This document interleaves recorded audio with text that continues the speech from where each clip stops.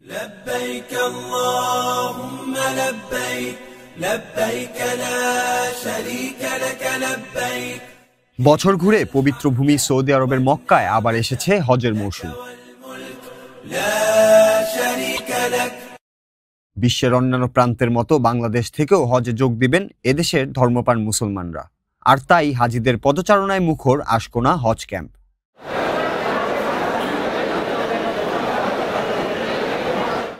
হজযাত্রা শুরুর সকল আনুষ্ঠানিকতা সম্পন্ন হয় এখান থেকেই। হজের প্রস্তুতি, চেক ইন, বাংলাদেশ অংশের ইমিগ্রেশন সবকিছুই সরকারি ব্যবস্থাপনায় সম্পন্ন হয় আশকোনার এই হজ ক্যাম্পে।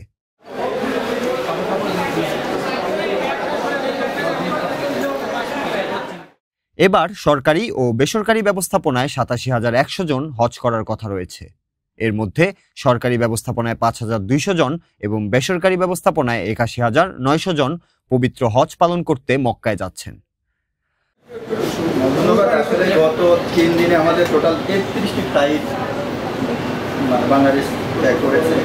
এই ৩৩টি ফ্লাইটে আমাদের ১৩,৬১৬ জন হজযাত্রী।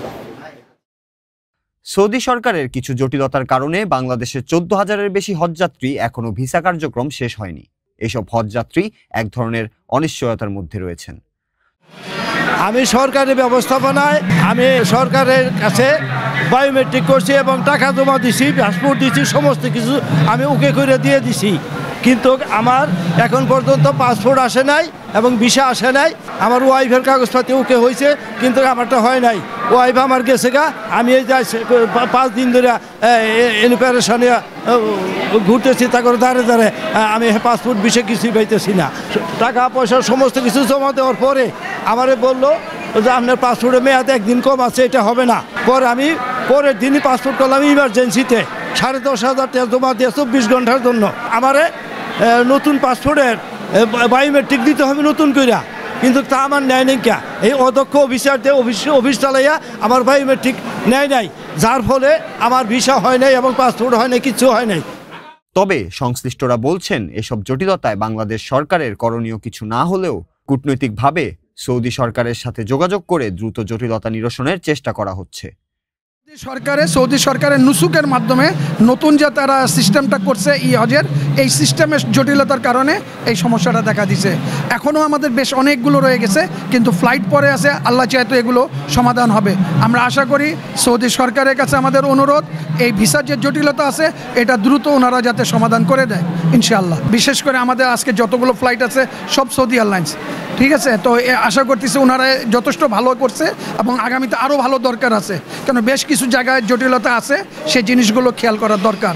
কারণ না, যেরকম মনে করেন আজকে 30 তারিখের টিকিটগুলো আমরা ইস্যু করতে হচ্ছে, কারণ হজ ব্যবস্থাপনাকে আরও আধুনিক ও সহজ করতে এই বছর হাজিদের জন্য লাব্বাইক নামে একটি মোবাইল অ্যাপ চালু করা হয়েছে, যেখানে যোগাযোগ সুবিধা সহ প্রয়োজনীয় বিভিন্ন ফিচার যুক্ত করা হয়েছে। প্রথমে যে হজ ব্যবস্থাপনা করা হয়েছে অত্যাধিক ভালো এবং খুব সুন্দর ব্যবস্থাপনা হয়েছে।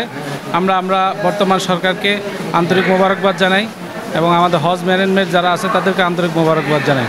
নিঃসন্দেহে দেশের জন্য কামনা করব, আমাদের দেশ যেন শান্তিতে বসবাস করতে পারি আমরা সবাই, এটাই আমাদের মূল উদ্দেশ্য থাকবে। আলহামদুলিল্লাহ যথেষ্ট ভালো। জি। এছাড়া হাজিদের হজ প্রিপেড কার্ড ও মোবাইল সিমের রোমিং সুবিধাও দেওয়া হচ্ছে। 31 মে পর্যন্ত চলবে হজ ফ্লাইট, আর ফিরতি ফ্লাইট শুরু হবে 10 জুন। চাঁদ দেখা সাপেক্ষে 5 জুন হজ অনুষ্ঠিত হওয়ার সম্ভাবনা রয়েছে। সরকারি ব্যবস্থাপনা এবং বেসরকারি ব্যবস্থাপনা মিলিয়ে মোট ৮৭,০০০ হজযাত্রী এইবারের হজে অংশগ্রহণ করবে বাংলাদেশ থেকে। হাজিরা বলছেন অন্যান্য বারের তুলনায় এবার আরও সহজভাবে পালন করা হচ্ছে সকল কার্যক্রম। তাই কাঙ্ক্ষিত সেই হজে যাওয়ার জন্য আশকোনা হজ ক্যাম্পে হাজির হচ্ছেন তারা। নূর রাজু, খবরের দেশ, ঢাকা।